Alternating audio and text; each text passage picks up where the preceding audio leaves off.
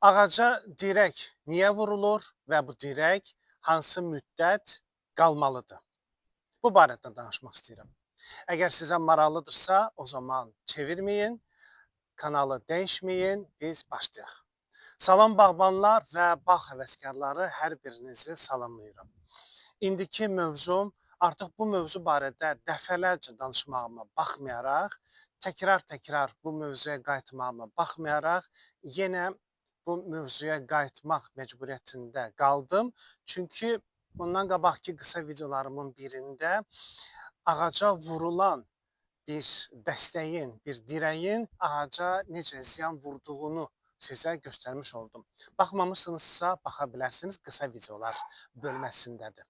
Deməli, ağac alınarkən, ağac almısınız, ağacı həyətinizə əkərkən ağaca dirək niyə vurulur? Bu, yeni aldığım ağacdır. Mən bunu alanda dibçəkdə almışdım.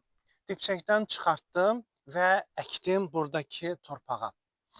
Əgər buna boy da biraz hündürdür.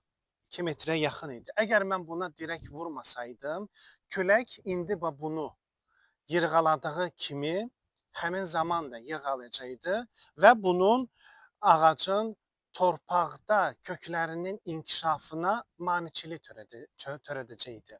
Yəni yeni yaranmağa cəhd eləyən kök sistemini sirkələndikcə, yerini oynatdıqca onu qıracaqdı. Ona görə də əgər yeni ağac əkirsinizsə, mütləq şəkildə bu ağac bağlanmalıdır. Bağlanmağı haqqında, bağlanma qaydası haqqında 4 ölkədən fərqli nümunələr göstərmişəm. Azərbaycanda necə bağlanılır, bir neçə video çəkmişəm. Qazaxstanda necə bağlanılır, o barədə də video göstərmişəm sizə. Bu günlərdə Fransadan necə bir bağlanması haqqında bir video göstərdim. Sonra Türkiyədən də göstərmişəm. Fərqli, amma əsas mahiyyəti eyni olan fərqli növlər göstərdim. Onlar da nədir? Bir, dirəyi ağacın böyrünə bastırıb bağlamaq lazım deyil. Bu düzgün deyil. Qayda olaraq bu düzgün deyil. O barədə deməli 3 nöqtədən və yaxud da 2 dirək vurub aradan taxta keçirdib ağacı bağlayırsınız bu Parisdə olunan kimi. Sonra Astanada deməli 3 nöqtədən yerə dəmir bastırıb, rusca ştır bastırıb iplə bağlamışdılar. Bu cürəyi eləyə bilərsiniz. Sonra elə burada bu bizim Azərbaycanda, Bakıda aeroport yolunda 2 növ fərqli bağlama növü göstərmişəm. Onu eləyə bilərsiniz. Amma yanına dirək bastırıb ağacı ona bərkitmək bu düzgün deyil. İndi keçək. Vurduğumuz dirək nə qədər qalmalıdır? Bu il payız ayında əkdiyiniz ağac, yanına vurduğunuz dirəklər və yaxud da iplə bağlamısınızsa ki, külək onu sirkələməsin, onun yeni formalaşdırmaqda olan kökləri qırılmasın. Bunu eləmişsinizsə, bu payız əkmişsinizsə, növbəti payız yox, indi 25-in payızıdır. 26-nın payızı yox, 27-nin yazında artıq siz onu çıxarda bilərsiniz. Çünki həmin müddətə qədər artıq ağac torpağa kökünü salacaq, torpağa köklənəcək, torpaqla olan bağlılığını möhkəmləndirəcək. Ondan sonra çıxartmalısınız. Niyə çıxartmalısınız? Çoxunuz yazırsınız ki, bağlı saxlayırıq ki, külək onu aşırmasın.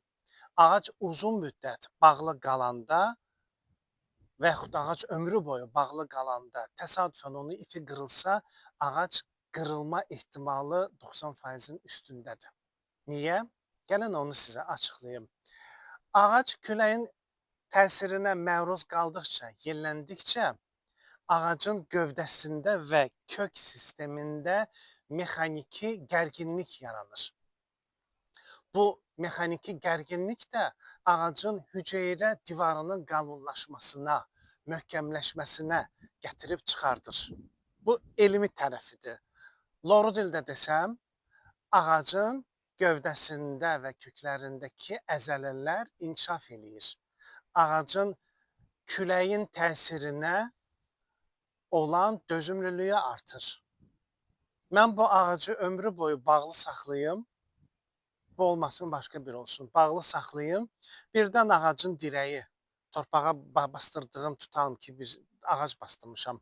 O illər keçdi, çürüdü, qırıldı. Və yaxud da ipi qırıldı. Hava şərtlərinə görə onun bağladığım ipi qırıldı. Ağacın əzələsi, loru dildə desəm, inkişaf eləməyib axı və küləyin təsirindən o qırılacaq. Dəfələrcə demişəm, dəfələrcə göstərmişəm. Bir də təkrarlayıram, ağacı sadəcə olaraq yeni əkirsinizsə 1-2 illik dirək verin, bağlayın. Uzun müddət onu bağlı saxlamağa ehtiyac yoxdur. Siz ağacın qırılmasına şərait yaradırsınız. Ağacın əzələsinin inkişaf etməməyinə şərait yaradırsınız. Demək istədiyim bu qədər idi. Çox uzatmayacağım videonu. Buralarda, sol tərəfdə, aşağıda bəyən düyməsi var. Maraqlı hesab edirsinizsə, bəyən düyməsini tıklayın. Şərhlərinizi yazın, öz fikirlərinizi bildirin, gözləyirəm. Abunə olmamışsınızsa, abunə də olun. Bundan qabaqki videoda mən paylaşmışam cüt əkilməsi mütləq olan, cüt əkilməsi tövsiyə olunan və ehtiyac olmayan ağaclar. Ondan qabaqki videom isə yanaşı əkmək olmayan, əkilməsi tövsiyə olunmayan ağaclar barədə video paylaşmışam.